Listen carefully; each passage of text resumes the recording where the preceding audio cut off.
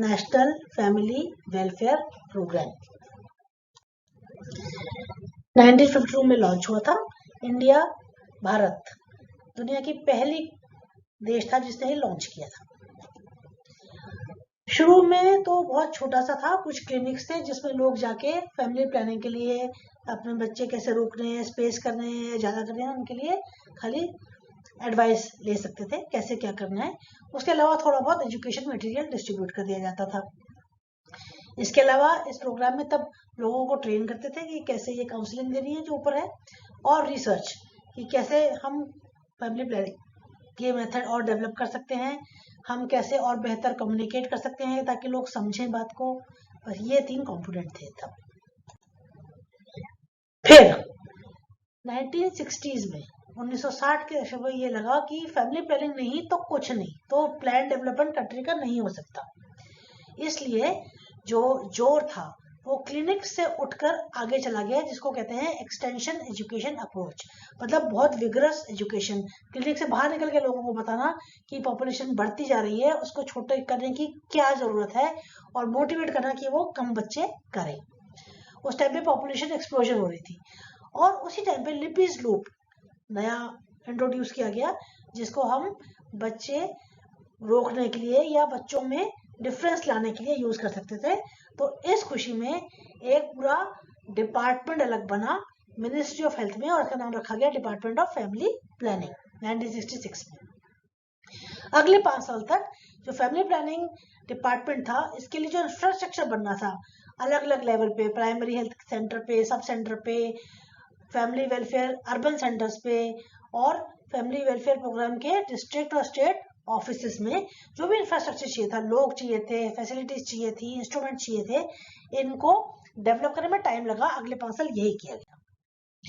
फिर 1969 से जब 70s आया, तब भी यही रहा कि पॉपुलेशन एक्सप्लोजन अभी भी हो रही है और हमको टॉप प्रायोरिटी देनी है, नहीं तो कंट्री कहीं नहीं डेवलप हो पाएगी। तो ऐसा किया गया कि फैमिली प्लानिंग प्रोग्राम को maternal and child health activities के साथ मर्ज कर दिया गया। प्राइमरी हेल्थ सेंटर और सब सेंटर लेवल पे जहाँ पे maternal and child health services मिलती थी, वहीं पे फैमिली प्लानिंग सर्विसेज देनी शुरू कर दी गई, जिससे एक ही जगह जाके बच्चे को भी दिखा लो, खुद को भी दिखा लो, और फैमिली प्लानिंग की एडवाइस भी ले लो, तो इधर उधर ना जाना पड़े, और किसी भी काम के लिए आप फैमिली प्लानिंग की एडवाइस आप साथ में ले सकते हो। फिर और दूसरे प्रोग्राम्स आए जिनकी डिटेल आपको अलग जगह मिलेंगी, जैसा all India hospital postmortem programme, medical termination of pregnancy act, ये सब आए। फिर 1975 के बाद नेशनल पॉपुलेशन पॉलिसी आई पहली, और इसमें जबरदस्ती स्टरलाइजेशन कैंपेन शुरू की गई, लेकिन इससे लोग इतने खफा हो गए कि उस टाइम की रूरल पार्टी जो थी वो हार गई इलेक्शन में 1977 में। फिर जो नई गवर्नमेंट आई 1977 में, उसने इस पॉपुलेशन पॉलिसी को चेंज किया और कहा कि जबरदस्ती तो बिल्कुल नहीं की जाएगी, ना अभी और ना कभी आगे। और मिनिस्ट्री ऑफ जो डिपार्टमेंट ऑफ फैमिली प्लानिंग बनाया गया था, वो इतना बदनाम हो गया था कि उसका नाम बदल के फैमिली वेलफेयर कर दिया गया। अब फैमिली प्लानिंग कोई नहीं यूज करता, फैमिली वेलफेयर यूज करते हैं। फिर बाद में आई रूरल हेल्थ स्कीम, ये जनरल हेल्थ केयर के लिए थी, लोगों की स्वास्थ्य के देखभाल के लिए, जिसमें कि लोकल लोगों को ही इन्वॉल्व किया गया था उनकी स्वास्थ्य के देखभाल के लिए। तो यही चीज जो बनाई गई थी, यही चीज फैमिली वेलफेयर एक्टिविटीज के लिए भी यूज की जानी थी। तो इससे जो फैमिली वेलफेयर प्रोग्राम था, इसकी स्पीड बढ़ जाएगी। अब क्या हुआ कि 1978 में आमाटा कॉन्फ्रेंस में प्राइमरी हेल्थ केयर को डिक्लेयर किया गया कि ये एक ऐसी स्ट्रेटेजी है जिससे सबको हेल्दी लाइफ मिलेगी, हेल्थ फॉर ऑल, कब तक 2080 तक। और कैसे मिलेगी? Through primary health care approach. Primary health care approach एक अप्रोच है जिसके बारे में पूरा अलग से एक लेक्चर है। इसको ध्यान में रखते हुए नेशनल हेल्थ पॉलिसी लाई गई, हेल्थ मतलब स्वास्थ्य की पॉलिसी 1982 में, और ये कहा गया कि हम देश का स्वास्थ्य बढ़ाएंगे प्राइमरी हेल्थ केयर की स्ट्रेटेजी यूज करके। तो प्राइमरी हेल्थ केयर की स्ट्रेटेजी डालने के लिए जो हिंदुस्तान की पूरी हेल्थ केयर डिलीवरी सिस्टम था, उसको चेंज किया जाना था इस लाइन पे कि प्राइमरी हेल्थ केयर अप्रोच उसमें डाली जा सके। और ये देखो नीचे कि प्राइमरी हेल्थ केयर का पार्ट, फैमिली प्लानिंग के गोल्स प्राइमरी हेल्थ केयर का पार्ट है। मतलब ये जो नीचे गोल्स ये हैं, ये एक्चुअली तो फैमिली वेलफेयर या फैमिली प्लानिंग के गोल्स हैं, लेकिन ये हेल्थ पॉलिसी का पार्ट है। तो अब तक ये समझ में आ चुका था कि फैमिली प्लानिंग अकेली कुछ नहीं है, ये जनरल हेल्थ केयर का ही, स्वास्थ्य सेवा का ही पार्ट है। कैसे family planning primary health care का पार्ट कैसे है, ये समझ में आ चुका है अब तक कि बर्थ रेट अगर कम करना है, शिशु पैदा दर अगर कम करनी है, तो खाली फैमिली प्लानिंग एक्टिविटीज करने से कुछ नहीं होगा, कितने भी कर लो। ये देखा गया है कि जिन देशों में ज्यादा अच्छा हेल्थ है, ज्यादा अच्छा हेल्थ केयर सिस्टम है, ज्यादा अच्छा हेल्थ इंडिकेटर्स हैं, ज्यादा एजुकेशन है, ज्यादा डेवलप्ड है, वहां पे अपने आप ही बर्थ रेट कम है, इतनी सारी एक्टिविटीज करने की जरूरत ही नहीं पड़ती। शायद लोगों को पता है कि जो बच्चे हम पैदा करेंगे वो भविष्य में अच्छे एडल्ट हमारे साथ बन के हमारे साथ खड़े होंगे, तो ज्यादा करने की जरूरत नहीं है। तो ये समझ में आया कि अगर लोगों की हेल्थ और स्टेटस, उनका पावर बढ़ा दिया जाए, स्पेशली बच्चों की, विमेन की, औरतों की और फैमिलीज की, तो अपने आप वो लोग स्मॉल फैमिली नॉर्म एक्सेप्ट कर लेंगे। तो इसीलिए और दूसरे प्रोग्राम्स जिससे बच्चों की और माओ की स्वास्थ्य बेहतर किया जा सकता था, स्टार्ट किए गए फैमिली वेलफेयर को एक साइड में करके। जैसे कि यूनिवर्सल इम्यूनाइजेशन प्रोग्राम, टीकाकरण प्रोग्राम शुरू हुआ था 1985 में, जिससे कि वो बच्चे जिनको वैक्सीन प्रिवेंटेबल डिजीज से जो मर जाते थे, वो मरना कम किया जा सके। ओरल रिहाइड्रेशन थेरेपी शुरू की गई, जिससे जो डायरिया से, दस्तों से मौत होती थी, जो उस टाइम पे बहुत होती थी, उस टाइम पे बहुत बच्चे मरते थे दस्तों से, तो ओरल रिहाइड्रेशन थेरेपी उसे कम किया जा सकता था। तो वो शुरू की गई ताकि बच्चे पैदा हो और उनको डायरिया हो तो भी वो स्वस्थ रहे और आगे भी स्वस्थ रहे और बड़े हो जाए।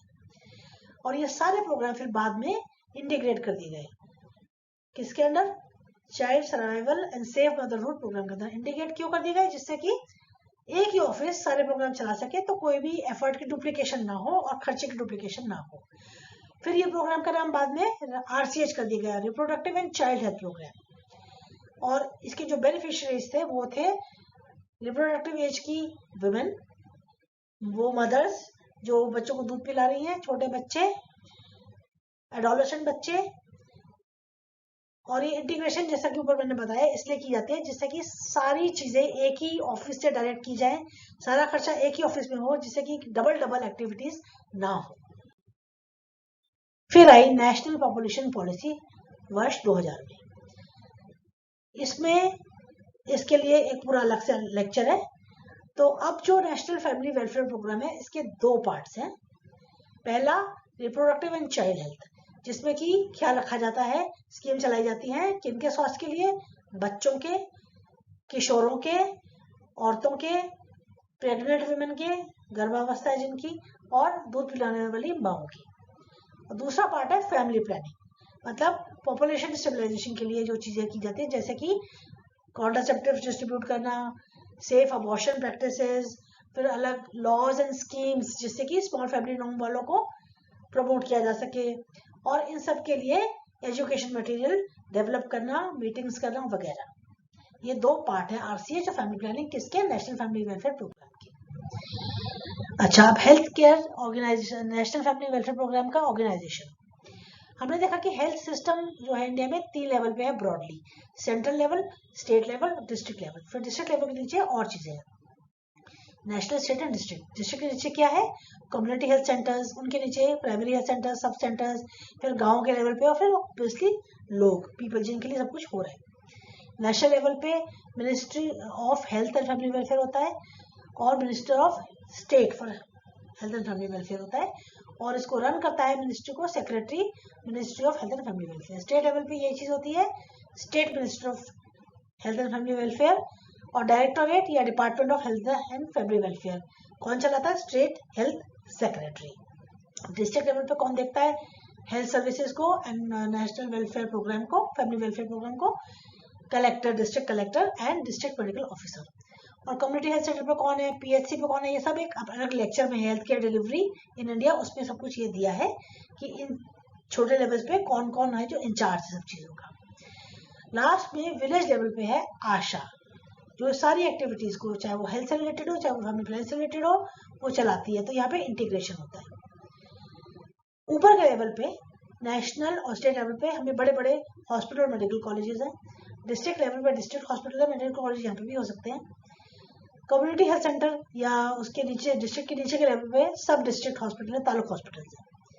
पर आशा है जो हर चीज हेल्थ केयर और फैमिली प्लानिंग और दूसरी चीजें भी, सोशल सेक्टर की चीजें भी, की स्कीम्स भी लागू करती है। सो सारी इंटीग्रेशन जो है वो आशा के लेवल पर होती है। एक क्लास में हम बताएंगे नेशनल हेल्थ मिशन, क्योंकि अब सारे प्रोग्राम हेल्थ से रिलेटेड इंटीग्रेट कर दिए गए हैं एक प्रोग्राम में, उसका नाम है नेशनल हेल्थ मिशन। इसके पहले नेशनल रूरल हेल्थ मिशन आया था 2005 में, फिर नेशनल अर्बन हेल्थ प्लान आया, फिर बाद में सबको भी मर्ज कर दिया और बन गया नेशनल हेल्थ मिशन। अब सारे प्रोग्राम नेशनल हेल्थ मिशन के अंडर आते हैं। इसके अलावा इम्पोर्टेंट जो प्रोग्राम फैमिली वेलफेयर के थे वो RMNCH+A स्ट्रेटेजी, ए मतलब एडोलेसेंट, तो पूरी जिंदगी का जो हर स्टेज है, बचपन से लेके किशोरावस्था, बड़ापन, प्रेगनेंसी, डिलीवरी, सब कुछ की केयर हो जाए, इसके लिए ये स्ट्रेटेजी लॉन्च की गई। उसके बाद 2014 में India national new born action plan launch किया गया, जिससे कि जो न्यूनेटल डेथ है, क्योंकि वो सबसे मुश्किल होती है कम करनी, उस पर फोकस किया गया। 2030 में हमें बहुत कम न्यूनेटल मोर्टेलिटी रेट चाहिए, सिंगल डिजिट्स में। फिर 2017 में new national health policy launch कर दी गई, जिसपे एक अलग लेक्चर है।